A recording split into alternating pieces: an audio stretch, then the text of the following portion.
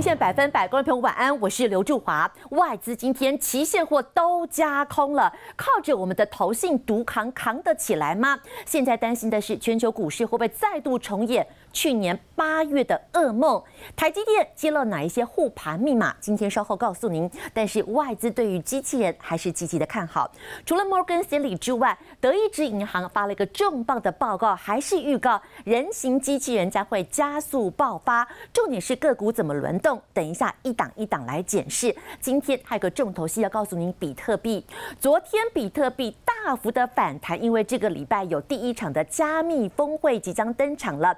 比特币有机会重返牛市了吗？重要议题，请教4位来宾。首先邀请到俊老师，晚安。说好，大家晚安。机器人今天强弱开始分歧了，谁该爆谁该跑？请教的是玉堂，晚安。说好，大家好。金价创高之后连跌4天，现在可以进场了吗？请教齐芬老师，晚安。祝好，大家好。好，泽伦斯基、川普闹翻了，重建商机到底有没有？请教子东，晚安。祝好，大家好。228连假，全球股市利空频传，因此今天台北股市一开盘补跌了，特别是台积电。台积电一开盘直接掼破了半年线，压抑到了今天全指股的表现。鸿海啦、伟创啦，今天都再度跌破了所有的均线，所以压抑到了今天大盘，还有今天台积电。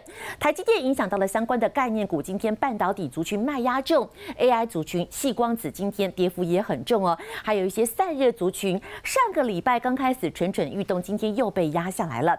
资金今天部分跑到了金融股去避险，跑到了部分的水泥股，还有食品股，今天也接到了一些避险的资金，但是不敌大型全指股的压盘，指数今天中场下跌296点，收22756，把半年线给跌破了。今天跌出了量哦，量能有4357亿。好，今天看大盘的气氛，除了大盘跌破了半年线之外，上涨涨停的家数9家，跌停7家，看起来不多，但担心的是法人。第一个外资现货连5天的卖超，今天一口气卖了572.4亿元，期货的空单，我们担心的事情是不是要发生了？今天一口气增加了9800多口。快要1万口的空单，把目前空单水位一口气推升到46500多口。除了今天期现货同步加空之外，钱有流出去哦。今天台币贬值幅度超过了1角。好，但大家都说今天是补跌。来看到亚洲股市，上个礼拜我们午休息，他们有交易，所以他们今天跌过了，今天全部都反弹回来了。除了韩国股市休市之外，今天亚股只有我们在跌，所以我们跌够了没呢？从台积电来看出端倪。台积电228连假期间 ，ADR 跌了7%，非常的重，但今天好像没有想象中的重，1000块钱止住了。但今天网友大喊说：“我在等甜价，1000块钱以下有没有机会？台积电跌够了没？”俊老师怎么看？操作建议？基本上来讲，1000块，大概短线都会先谈啦，因为这个位置有点超跌的一个现象。但是谈多高、谈多远，要看这个费半的一个状况。不过目前来看的话，其实费半也在低档啊，所以其实这个1000块破或不破，其实都是站在买方啦，都是站在买方，只是说它需要一些时间，因为我们知道，其实台积电是最重要的权值股。对。那最近来看，其实台北股市都是一个横盘，所以呢，横盘的情况之下，其实台积电的空间会相对有限啊，可能还是要等美股的状况厘清，包括辉达啊，包括这个台积电的 ADR 往上涨，台积电才有机会。往上做攻击。好，台积电1000块钱，无论如何都是可以积极一点。但是台积电如果继续扒在半年线之下，到底会拖累谁？但是会把机会给谁？今天节目当中告诉您。但机器人概念股上个礼拜还老雷滚滚，今天走势有些分歧喽。在低档的昆银，今天逆势上涨了4%，但是刚解禁的和春，今天一解禁，马上跌到了跌停的价位。玉堂请教，机器人现在该爆还该跑？我觉得当然是该爆，但是要爆不一样的股票，因为你可以看到今天跌停的或者跌比较深的，都是先前比较强势的。那我先埋个伏笔哦，今天也会跟各位谈到机器人，但是我觉得要切入的是另外一块。我们之前都在讲机器的视觉，今天要讲机器的触觉。所以触觉相关的运用在机器人方面的一些概念个股，我觉得是你可以报的。好，有趣了，机器人我们越讲越细了，从一开始的大脑，然后一开始到有视觉，现在不仅有嗅觉，还要有触觉。哪一些概念股有甜头？今天节目当中告诉你。好，但上个礼拜这么一乱之下，金价本来是创历史新高，短短4天开始出现了回跌，这一回跌幅度还不小哎。到底现在对于黄金，齐芬老师，我们可以更积极一点，还是暂时先保守一点？好，我是觉得短线的话，应该在这边有机会止跌，但于就是能不能够上攻，上攻的幅度有多大，我觉得还是要看俄乌战争的后续走势。好，俄乌战争到底在接下来会不会再乱？金价现在透过什么样子的商品可以去参与未来反弹的契机？等一下请教奇芬老师，俄乌战争到底停不停？上个礼拜六，川普跟泽伦斯基在白宫闹翻了，是不是意味着停战恐怕遥遥无期了？我要问的是，今天钢铁族群，其实大盘在跌之际，今天钢铁还不弱哎。子东请教您，重建商机现在是不是要再等更久一点？这些钢铁股到底现在可不可以更积极卡位呢？我认为应该是正面看待了哈，因为这一次我认为现在就看泽伦斯基到底要不要服软嘛哈。其实后面有人访问他说，其实矿产协议他是愿意签的，只是他希望美国可以保证这个乌克兰的安全。就这个部分的话，可能他后面再跟川普再做一次对谈的时候，少讲一些自己的心里话。大概我认为这个后面应该还是会有进展的哈，尤其是我们看到今天像航运股，上个礼拜我们才跟大家讲慧洋，对，其实慧洋今天的股价表现的算是相对强势哦。今天把货柜航运也拉上来了，这个航运股接下来还有没有戏？航运股我认为应该正常来讲，因为现在不管以运价来讲，散装也本来就是在于一个低基期的哈。所以后面我们说，如果联动到钢铁的话，目前为止钢铁的报价也在低基期，但是还是有长短线的分配了哈。像今天其实比较强势的应该是美系的钢铁，像大成钢跟大国钢，这段期间呢表现的就还算是可圈可点，也比较不会受到事件性的影响。但是我认为后面这个乌俄事件的和谈还是有机会进一步的和谈。那这个部分呢，再把资金转到一些亚系的钢铁，像是中钢啊、中红等等的，会是比较好的操作步调。好，俊老师，请您上台来。外资啊，今天现货连卖了5天，但一口气灌了570多亿的卖超，期货的空单增加了快要1万口，外资狂砍，只有靠投信扛得起来吗？今天市场又在担心全球股市会不会重演去年8月的噩梦？我们先从2个角度来看哈。第一个，今天外资大举的加空，包括现货跟期货都加空。那尤其关注的是期货啦。对，现在是整个指数来看的话，过去这个5、6天大概跌了1100点。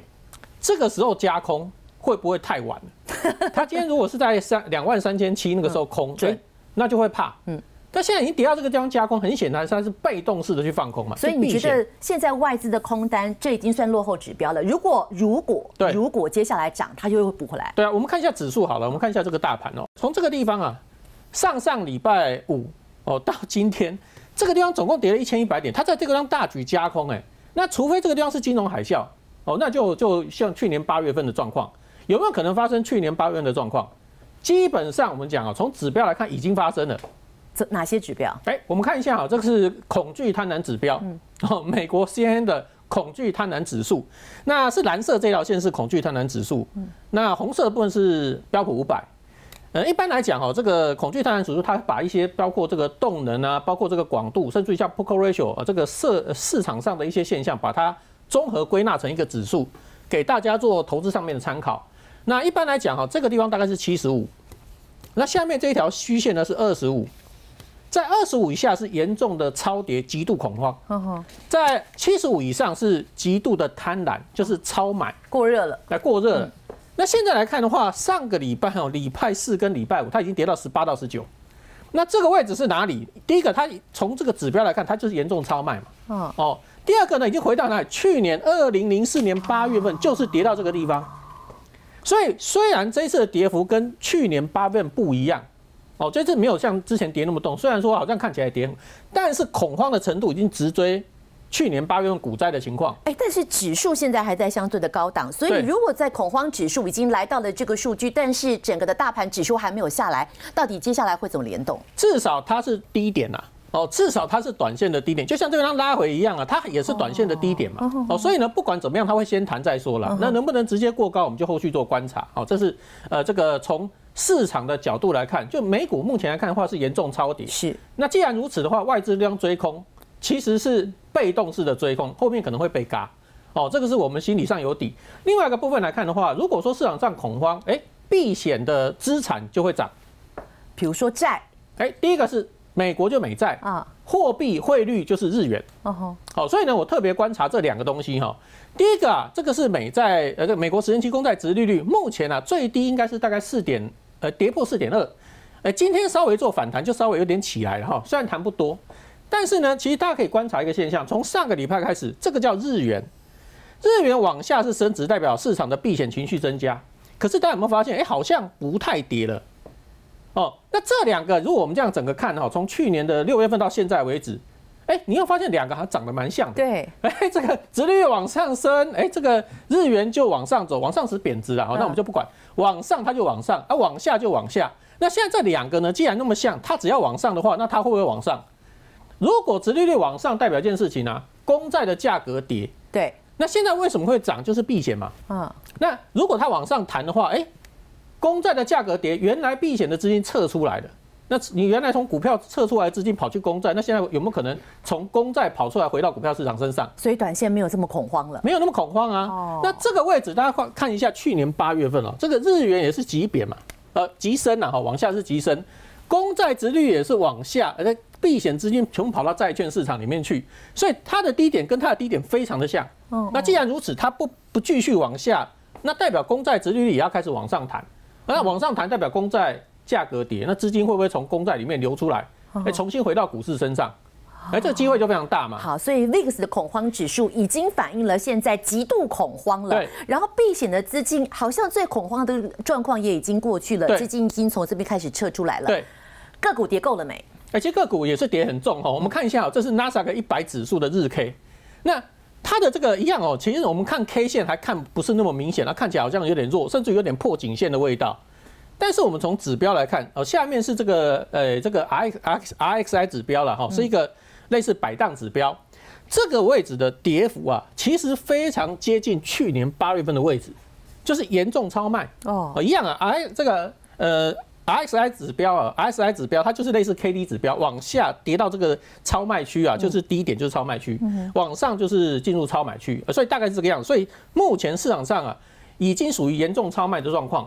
那之前呢，这个我们在上礼拜有提到过一件事，其实很多这个对冲基金也好，这些机构法人都认为美股太高，所以他们确实有做一些减码。那减码到这个位置那么低，那他会不会从公债再跑回来，跑去买股票市场？因为他现在手上没有股票嘛，就股票很低啦，等到往上他就必须要回补库存，那个时候可能涨势就非常快。所以目前呢，如果说我们刚刚归纳的，不管是从这个指标也好，或者是我们刚刚前面提到的这些这个比如说避险资产也好，或者我们刚刚提到这个 RSI 指标也好，其实目前来看的话，都是属于严重超卖的状况。那回到这个美股跟台股，因为目前台股要往上涨，不可能我们自己涨，一定要看美股。我们先看两个指标哈，我们先看费半的 K， 然后再看台股的 K。其实台股今天看起来，我们先看费半哈，费半上个礼拜跌得这么的重，对，这个是 DeepSeek 的缺口，它已经破了。好，同一时间我们来看到台北股市哦，台北股市 DeepSeek 的缺口，也就是我们开春的当天在这边，今天在这边，我们还守住这个地方，所以我们没有比费半跌得更深，我们比它相对的抗跌，所以接下来还要再补跌，还是我们已经先预告跌到这个地方差不多了？其实我觉得是跌的差不多了，那如果从大盘来看，会有点失真。怎么说？因为金融股太强了。其实我们看一下金融类股，有这个金融股在撑，那基本上来讲，大盘的跌幅会比这个电子跌幅来的少。那电子呢？来看一下电子。电子其实是跌破 DeepSeek 的低点。有没有这个位置？这已经低点跌破了嘛？对，这跟费半就有点像嘛。所以电子要涨，一定要费半涨，我们自己没办法涨。这是目前这个就是整个盘势的一个状况。那费半我们先看一下好了，费半我们下面一样搭个这个 KD 值哦，其实目前是低档区耶，而且呢一样我们把这个时间稍微抓长一点点，我们看到去年8月份股灾的位置，好，去年8月份股灾在这个地方，它现在跟这个地方非常的接近，所以你说再发生一次股灾，这看起来不太合逻辑啊！有没有发生去年8月的状况？应该不至于。不至于的话，其实这个位置啊，4500到4700之间应该会有守。这个是我们看一下费半的一个状况。另外呢，我们看一下整个美股我们把它整理一下就是从美股看回台股。那目前来看，我们刚前面提到，不管一些这个恐惧贪婪指数也好 ，RSI 指标也好，目前都是过度恐慌啦，所以呢会酝酿一个超跌的反弹，应该目前还是一个反弹的周期。那美国10年期公债殖利率在4.5以下，本来就有利于股市。那当然它不能一直往下，因为如果说跌到4.2继续往下的话，代表市场的资金还是跑到公债去避险嘛。所以呢，最近的公债如果殖利率有反弹的话，对股市来讲是好事。好，那另外呢，标普跟纳斯达克指力守缺口，所以呢，很多人说，这个川普不是以前很关心股市吗？怎么最近不关心？错了，你仔细看还是很关心。我们一样看标普跟纳斯达克指数当选这位置在这个地方，上次点到这个就上去，现在呢有没有发现上个礼拜4重挫这个吓坏大家，结果礼拜5就拉出长红 K 棒，怎么这个地方守得那么刚刚好？这个就是11月5号，川普当选那个时候。那我们看一下纳斯达克指数，异曲同工之妙。也是一样哦。当时的缺口在这个地方。对。当然我们画的不是很直啦，不过原则上就到这个地方就止跌。所以呢，其实看起来缺口还是守得非常稳。所以你意思说，川普其实是很 care 股市的表现的，所以他不会放任于美国股市去跌破他当选当天的这个点数。我觉得是有手啦。那这个部分来讲，因为他不特别去讲，其实他很关心。特别讲的搞不好不太那么关心。这个就是美国目前的状况。那对台北股市来讲，当然创今年的新低是相对弱势啦，所以跌升反弹当然就看电子。那金融、传产跟柜买基本上来讲还是守住季线尤其像 OTC 指数呢，今天虽然拉回，但还守在季线之上，也算是相对的强势。那我们一样看一下这个 OTC 指数。我们看一下柜买指数，今天跌破了月线，但是季线有守。对，这一条是季线嘛？对。那大盘破季线了，所以它还能够守在季线，就算相对强。那一样，我们看一下这个传产指数，这一条是季线嘛？那一样守住季线啊，甚至于这条半年线还在半年线上面，所以传产还是相对强。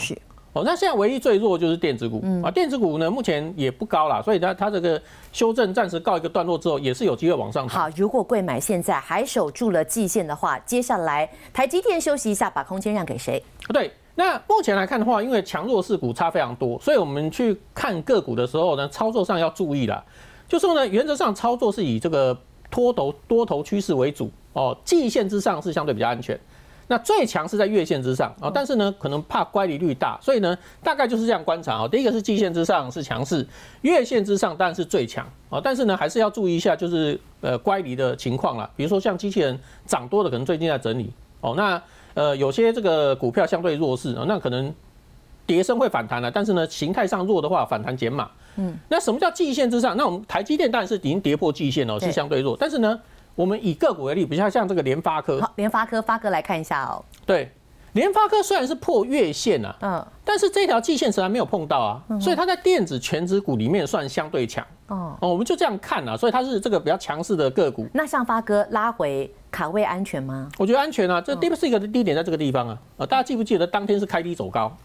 它这次还是守住嘛，所以呢，电子虽然破了 DeepSeek 的低点，还能够守在 DeepSeek 之上，这个就是强势股。联发科如果守住了 DeepSeek 的低点的话，它可能会这个保谁？比如说 IC 设计，谁会跟它一样有？其实应该比较像是这个边缘运算AI 的运用这一块，它是这种指标。那台积电比较偏向是 AI 的，像硬体这个基础建设等等。所以我们这个个股还是有强弱之别。另外呢，我们还是提到个股的差异非常大，同个族群都差非常多。我们举例像 AI 伺服器，整体是弱的啦，比如说像奇鋐微影是弱的，但是川湖跟台光电非常的强。一样，我们做一些举例，我们看一下这个川湖，川湖的股价一样它这个月线没有碰到，目前是沿着10天线往上走，它连5日均线都没有跌破。对。那你看一下，它是 AI 相关的概念嘛？那 AI 它有没有强势股？有那包括2383的台光电，我们看一下台光电，它目前还在高档区这地方是历史新高，所以 AI 有强势股，但是呢弱势，我们看一下微影微影的股价今天是创新低但是还好了，今天还收个红 K 棒如果说川普对墨西哥课税，其实影响比较大是它嘛。但是如果它能够弹起来，那代表说美国跟墨西哥关税可能暂时告一个段落，所以可以当做弱势反弹的指标，也可以当做美国贸易战里面的一个观察指标。OK， 另外像3017的奇鋐这也是弱势已经跌破所有的均线嘛，所以你看 AI 有强势的股，像这个我们刚提到川湖、台光电都强势，但是呢，像微影、奇鋐的弱势。另外呢，半导体族群也是一样，我们一样举台积供应链那比如说像特化族群，像台特化，像这个达新材这2档个股，我们看一下。比如台特化这个地方是月线，今天刚好点到月线就上去了，点到10天线就上去了，还守在月线之上，当然强。好，那另外我们看一下这个达新材，但我们发现慢慢的回到季线之上，这条是季线，那这一条呢应该是半年线你锁在所有的长天期均线之上，这2档都是台积电的供应链，都属于特化族群。是好，另外我们看一下，好像这个设备股的部分，像万润、星宇，我们一样看这2档股票。这是万润啊，今天破底，对不对？然后另外我们看一下星云。今天也破底，同样的台积电供应链设备股非常的弱，但是特化族群相对比较强，都是台积电供应链，所以我们不能说好像哪个产业好，但是要去区分啦。去年涨设备，今年应该是涨特化，因为他们产业特性不太一样啊。那特化有时候用量会越来越多，比如说我从3奈米到2奈米，像今年第一季可能台积电2奈米它开始第一座厂会量产，就是新竹宝山厂。如果是这样的话，2奈米的供应链这些特化族群就可以注意。是那。我们刚提到像这个 AI 伺服器也是一样哦，好的就是强势的跟弱势的差非常多，所以呢这段时间指数虽然是跌了，但是还是没有脱离大区间。是在这个大区间的过程当中，这个强势股跟弱势股差非常多，所以操作的难度高。那这时候呢，至少要配合技术面来做操作。好，谢谢俊文老师，请回座了。好，所以题材没有不见，只不过现在强弱开始越来越分歧了。但是在今天的震撼教育之下，是不是已经拉出了在今年整个资金所追逐的一些重点了？这非常重要。而今年才短短2个月，为什么全球市场的资金就开始大风吹了呢？等一下我们要来追，到底世界越乱谁越赚？休息一下，子东告诉你。自从今年1月20号，川普正式宣誓就职之后，全球的股市开始受到了关税的冲击，其实纷纷是跌的，特别是上个礼拜跌得特别深。但是子东帮我们发现了一个端倪，他说全球股市大风吹，有迹可循哦。子东，世界越乱谁越赚？好，那因为这个228假期的话，我个人也在统计一件事情哈，就是我们的台股大家心知肚明，今天可能会补跌嘛，所以我就在统计啊，那到底2月呢有哪一些全球市场他们的指数还是上涨的？结果呢，一开始我们先预告了，我们说为什么乌俄事件后面还是有可能进入到和谈的部分？泽伦斯基稍微低头一下哈，因为整个2月目前为止，俄罗斯的股市是全球股市目前为止涨幅排行榜第1名的。涨幅2月份大约是20%。那另外的话，还有几块市场，这个各自各精彩，我们稍微来解读一下。像恒生指数呢，哈，这个部分它是排行第3名。那因为第2名是香港国企，这个比较偏向于一些金融的部分，跟我们台股联动比较少。第3名的恒生指数，近一个月的涨幅是2月13%。那主要大家很清楚嘛，就是在一些腾讯控股啊、阿里巴巴从 DeepSeek 事件以来哈，这些中国的 AI 概念股也跟着开始突飞猛进。那河内指数呢，越南这个部分，等一下我们再来详谈，它比较特殊，它2月份的涨幅大概也涨了7.26%。那主要是在一些金融相关的部分哈。那第5名呢，也是中国的创业板指数，这个部分比较偏向于软体股，像是神州泰岳啊等等的，涨幅呢，它2月份也涨了5%多。那德国的指数也适合跟投资朋友拉出来探讨一下，2月份上涨了3.77%。那主要也是集中在像斯爱普啊软体的部分。那回过头来，像我们说6到8名其实都是中国市场啊，红筹指数10到11名是深圳指数，第14名我们台股榜上有名，落在第14。贵买指数2月份还是上涨，小涨2.76%。我先大家再看哈，等一下我们要看道琼，然后还有标普，2月份能够涨20%。台湾的贵买指数能够涨2.7%，有多厉害？我们看一下道琼，道琼整个2月份可以说是川普宣誓就职，我们就算这边好了哈，2月份到今天以来，道琼涨这样子的，标普500指数2月初在这里，现在在这里，所以美国股市涨这样，回到字卡您就知道，能够涨20%，涨2.7%是有多厉害？为什么他们这么抗跌？好，那为什么抗跌哈？首先的话，我们2个一起讲。第一个，它既然抗跌，那我们台股有没有一些相关的概念股还能逆势上涨？那我们来讲到俄罗斯股市，那这个部分其实大家都心知肚明嘛。他说乌俄这个部分应该还是往一个和谈的方向前进，那个应该是俄罗斯想听的都听到了嘛，哈，就是可能。乌克兰不要再提北约的事情，这个美国大概也是会针对这个乌克兰做一个施压，所以俄罗斯股市这段期间的哈，不管是他们的这个卢布啊，或者是股市表现的都还是不错。来，我们直接进到下一章哈。那跟这个俄罗斯相关的概念股，大家可能没有想到一档个股6414的樺汉。那6414的樺汉，首先我们要先讲一件事情哈，像今天呢哈，我们说台积电至少它就在季线以下嘛，我们讲一档个股的生命线多空线就是季线嘛，它在季线之下，上个礼拜就已经跌破了嘛哈。那回过头来，有的时候盘势特别弱的时候，我反而会逆向思考，那有没有一些个股现在还站在季线之上？这个要倒过来哈。盘势表现得不错，我们去做低档起步的个股；相对的盘势很差，我们去找有没有一些个股万绿丛中一点红。然后这一段期间，如果我们去看一下樺汉的话，它目前为止离季线的乖离率它是正乖离，离季线大概是乖离大概是1.65%。那樺汉呢哈，我们来讲一下这间公司哈，其实它在2020年的时候曾经有转投资一家公司 SNT， 那这一家公司呢，原本就是要在转投资斯洛维尼亚，就是要往俄罗斯这个领域做一个前进。那这个部分哈，我们说就是要发展它的边缘 AI。那6414的樺汉，我们说它转投资的时间点是2020年，然后结果隔一年乌俄事件开打，所以呢哈，就是俄罗斯的市场对这间公司而言，营收占比大概是1%都不到。那所以目前为止，现在我们说俄罗斯现在不管以股市来看、汇市来看，好像都往和平的方向做一个前进。那6414的樺汉这一档个股，我们来看一下它的 K 线哈。这一段期间呢哈，我们说如果要去操作个股的话，像目前为止外资在期货的部位，说避险也好、看空也好，但是它连续性的18买。好，是为什么呢？因为毕竟俄罗斯现在占樺汉的一个营收比重还是很低，不到1%哎，所以看好它的理由有哪些？看好它的理由，第一个哈就是樺汉原本哈，因为它是鸿海底下的子公司，其实这几年我们说时间点甚至可以拉回到9年前了哈，就是鸿海有个 Paper 机器人，那当时基本上还被软银的那个服务人员讲说，你那个根本不叫做 AI 机器人嘛。鸿海当时有讲，他说没有错，我们做一个旗舰示范的概念，但是我们希望有朝一日，我们可以把边缘运算的这个部分解决了。那不管在欧洲或者是亚洲，就真正的开始进入到人形 AI 机器人的时代。这个是鸿海很多年前就讲的哈。所以6414的樺汉这段期间，我们讲到边缘 AI、边缘运算概念股哈，基本上很多个股都已经喷飞了。那这一档个股的话，我们说它虽然现在俄罗斯的占比确实不高，原因是因为战争的影响。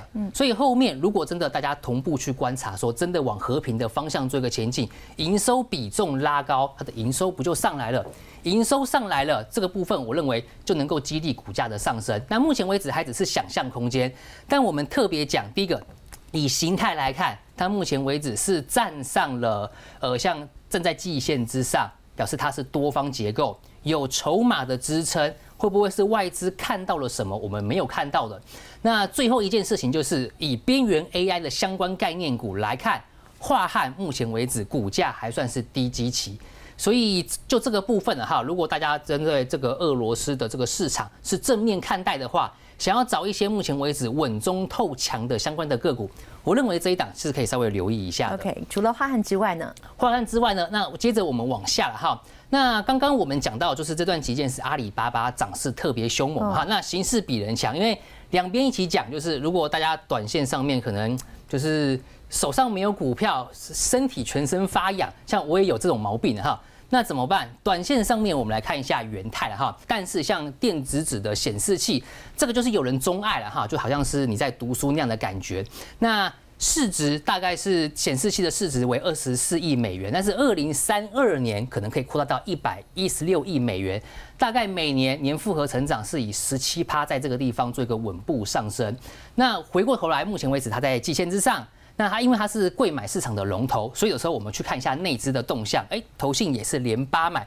它产业的发展呢，还有像我们说亚马逊的电子阅读器。搭配它去年第4季的营收，因为去年亚马逊推出了一款这个彩色的电子纸，所以营收目前为止毛利率也有效的往上做一个提升，有基本面做一个加持。那不管是中国啦，或者是香港呢哈，目前为止电子看板的渗透率都慢慢的在做一个拉高，所以大家有些人可能在讲说，中国啊、香港啊，景气是不是回温啊？对于元泰的营收贡献其实也是正面。那阿里巴巴它的这个电商的标签呢哈，这个其实也是元泰在做的。所以加持之下呢，哈，我们讲中国市场目前为止看出一些回温的迹象，比这个美股好像表现的还要好。有没有一些相关的概念股值得我认为有机会撑住盘势？来，元泰的 K 线看一下，目前是贵买成分股当中权重最大的。对，没有错哈。那今天呢哈，我们今天盘势大家应该都是同样一个结语，今天的盘势真的有够差。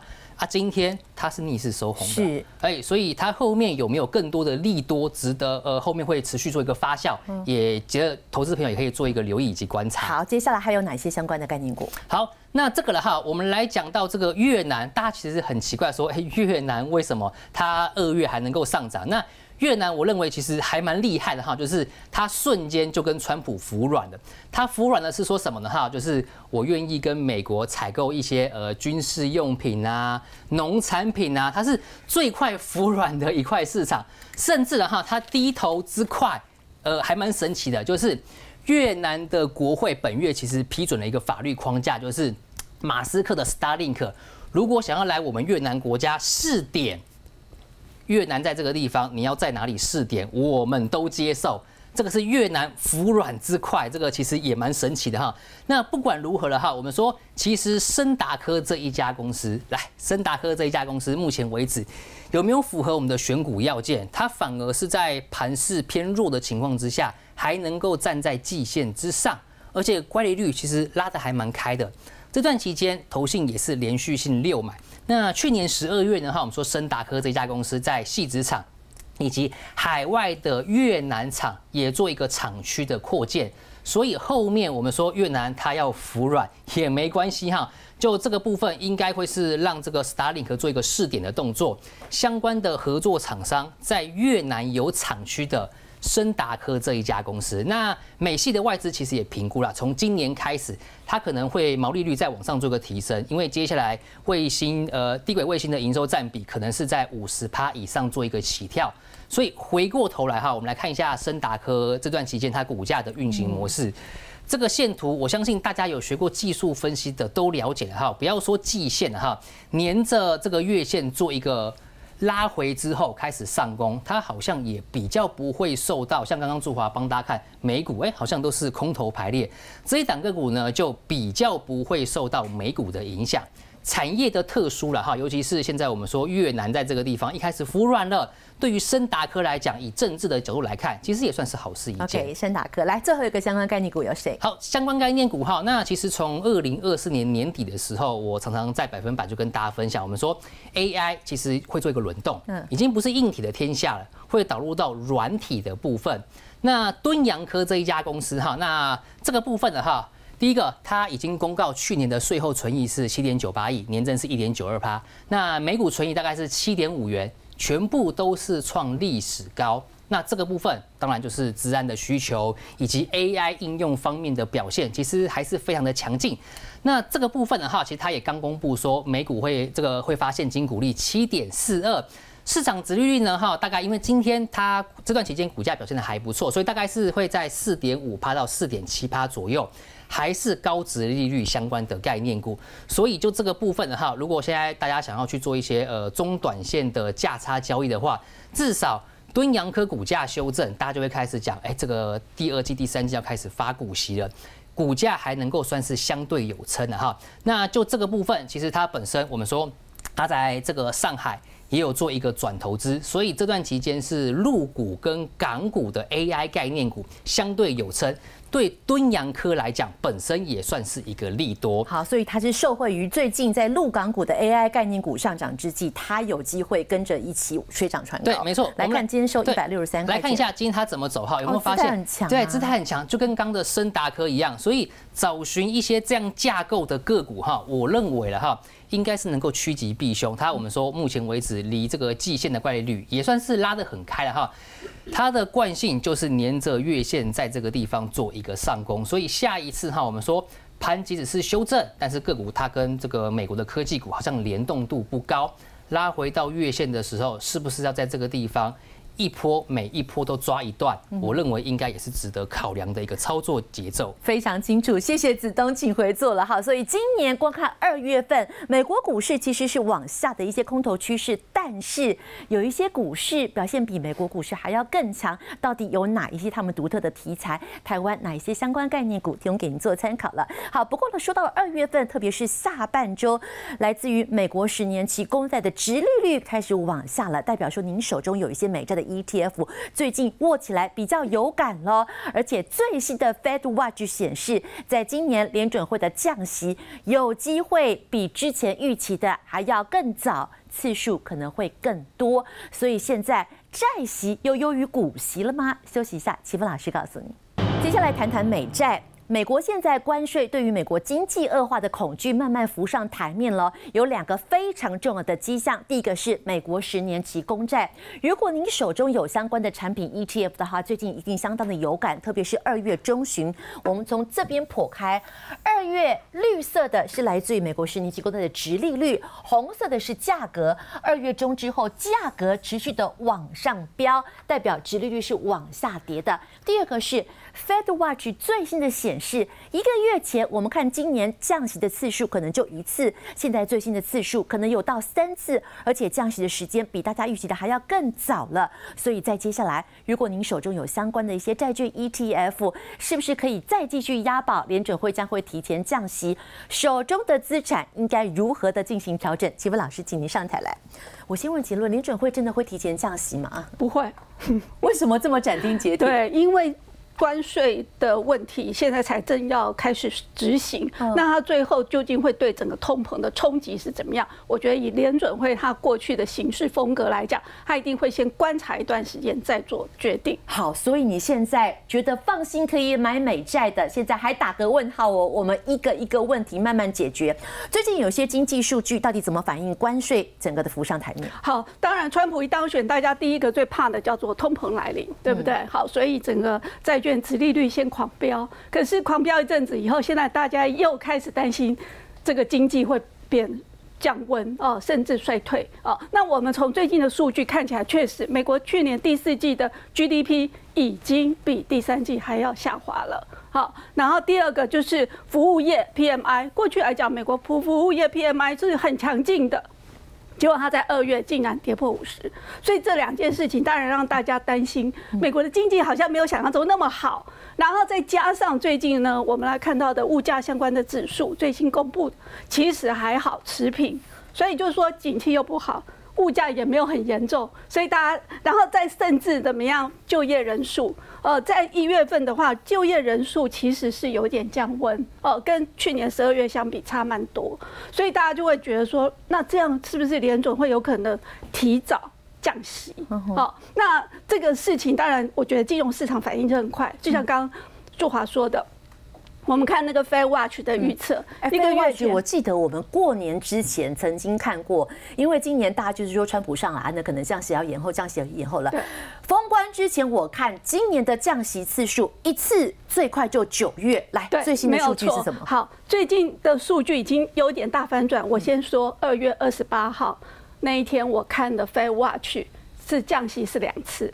可是今天早上我看 Fed Watch 的预测，降息变3次。以现在最新的公布，大家认为有可能在6月就会先降1次，然后接下来在9月还有可能再降1次，然后最后一次很可能在12月还有1次的机会。你说你上一次228是上礼拜5看的，降息也不过才2次，现在今天最新的数据是可能预期今天降3次。对。所以我是觉得说，市场有一点是在过度反应哦，当然也是担心整个最近整个国际局势比较纷乱，然后是不是这个课了关税之后，真的对经济冲击是比较大，所以整个市场会预期说，可能联准会很有机会提早降息。不过大家也要稍微看一下，我们现在是几月？2月、3月，现在才刚刚3月初，但是大家也预期最快一次要到6月，所以其实未来的1、2个月里面，市场还是在这个猜疑当中，不断的去波动。但无论如何，最近的确美国10年期公债的价格已经开始上来了。是怎么看着最近在整个债的殖利率跟价格的一个波动？好，那所以我是认为是说，其实联准会不会那么快行动。真的有行动，还要是等6月之后。那短线来看，我们来看一下这个整个10年公债殖利率的走势。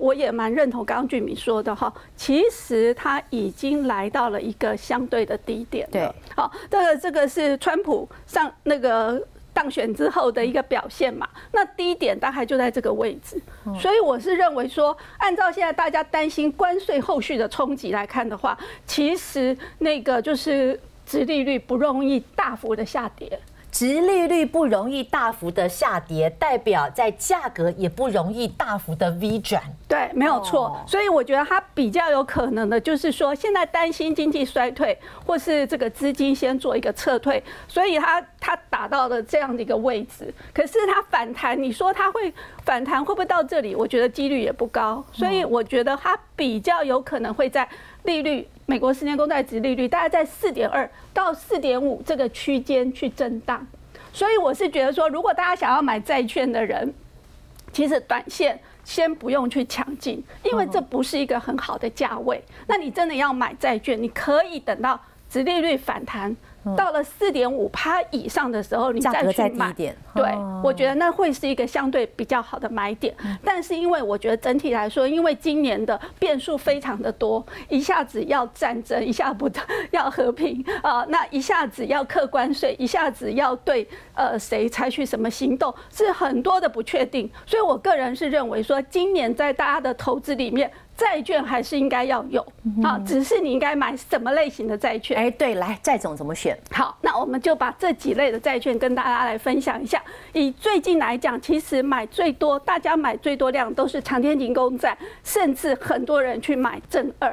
好，那你也可以看到它最近的反弹确实是非常的强劲。可是大家也知道这一类的产品怎么样，它的波动是不是非常的大？好，而且它整体的长线拉起来看，收益率是比较低的，比较差的。哦，以目前有关税的风险在，那我觉得说大家期待说利率大幅的下滑，我觉得这个有点不切实际。所以我个人认为说这一类的债券，大家可以见好就收。见好就收，有赚可以就先买就对了。对，不用那么的想的是说，我要卡位，然后我可以赚一个很大的债券价差，我觉得是比较难的。好，那相对来讲，大家也可以看，像投资等级债、金融债，事实上它的走势也是会跟着这个公债的这个表现来走。好，但是当然它们相对来讲会波动比较小一点。好，然后另外还有一类的债券就是短天期的债券。是。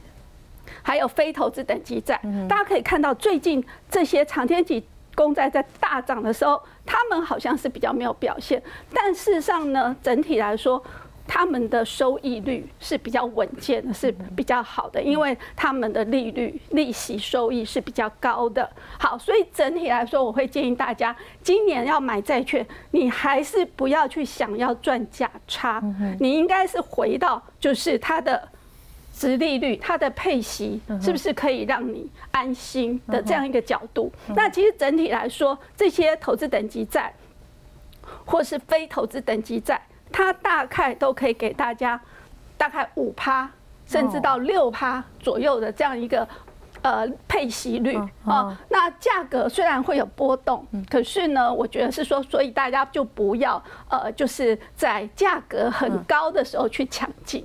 等到说它的价格有回档的时候，你再去买，那你这样子的话，其实会是一个比较好的一个操作。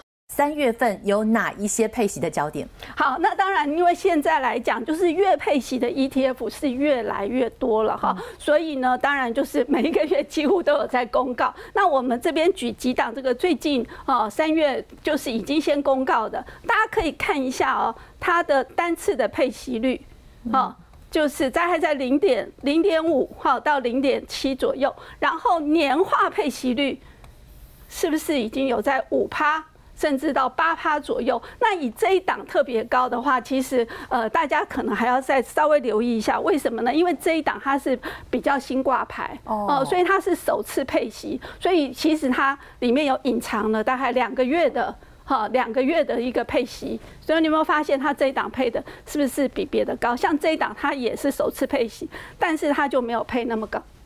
高出来，所以它是不是每一个月都可以配这么高？我觉得还要再观察后面几个月的一个表现而定啊。但整体来说的话，我会觉得是说，你看这些都是比较最近先公布的，就是投资等级债，对不对？或是非投资等级债，对不对？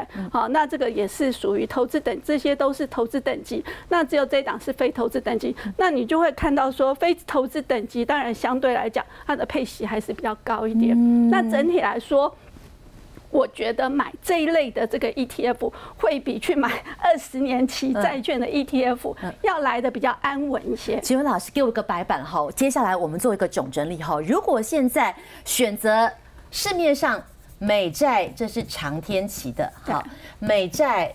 然后分短天期的，然后我们刚刚讲债的部分，还有头等债，对，以及非头等债。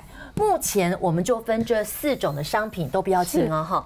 然后第一个，您帮我做1、2、3、4，你觉得在顺位上你会第一个选谁？以及如果现在大家手中有各种不同的产品，资产的配置几趴，你会怎么填进去？好，那我是觉得说，当然优先选择这个是第一，头等债，对，这个是第2。好，那这个1是因为它一定是一个很安稳的工具，因为它是投资等级。那选这个2，最主要就是因为它是高利息。对不对？高利率嘛，因为它是非投资等级，所以它的利息收益比较高。那以过去来讲，大家会担心非投资等级，因为主要是担心真的经济衰退会有违约率。但是事实上，以目前来说，我觉得其实还好。美国的经济还虽然大家觉得有一点的杂音，但是事实上整体也还 OK。好，所以我觉得买这2个，我觉得都很安心。好，那个长债的话，原则上我个人是不太建议买。那我觉得短债是可以有一些，因为短债的话，你把它形同像这个定存一样，对不对？你就把它当作是另外一种定存。所以就投资的这个比重来看的话，那我会觉得会。头等债的比例，对，如果纯粹就债券，啊，因为看个人的资产里面，你的债券愿意放多少，我觉得这个可以放5成，然后这个3成，然后这个2成。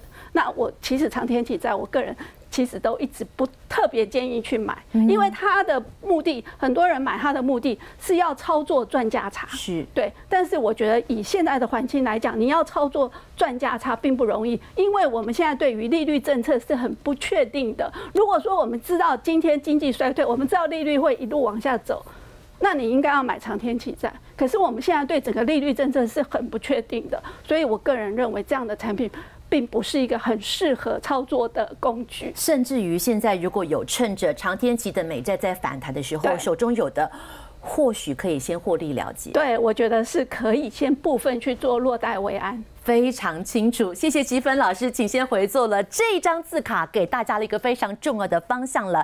如果你现在要介入到美债的相关商品，到底前后的顺位哪一个现在优先为宜？那如果现在手中本来就有的，如果资产配置怎么调整？积芬老师的建议提供给您做参考了。好，休息一下，等一下我们来谈谈机器人。即便在今天大盘拉回，但是机器人今天还是有多档抗跌，因为外资的报告一篇接一篇。都按赞，都说好。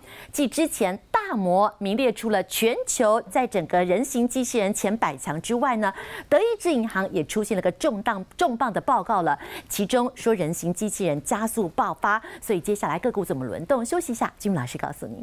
等一下，先不要走开，前线100分100的观众朋友，好康的要告诉您，我们有新的理财频道，请锁定 StayRich 小资理财蓝图，欢迎订阅、按赞、开启小铃铛。每个礼拜2、礼拜4晚上会有新的影片上线，投资理财千万不要错过哦。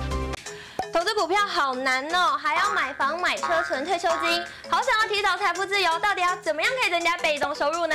只要锁定 Stay Rich 小资理财蓝图，影片每周2、4晚间上线，记得按赞、订阅、开启小铃铛，才可以掌握最新资讯哦。